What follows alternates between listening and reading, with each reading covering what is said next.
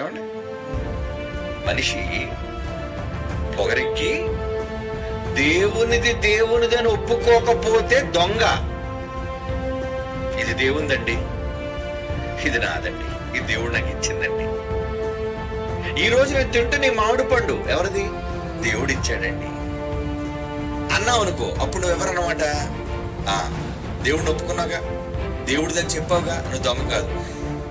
ఇది మా తోటలోని పండండి, నీ తోట. తోట ఎవడిది? తోట ఎవడి సొత్తు? దేవుడు ఇచ్చాడన్న మాట రాదు కదా నీకు, నేను నోటంబడ.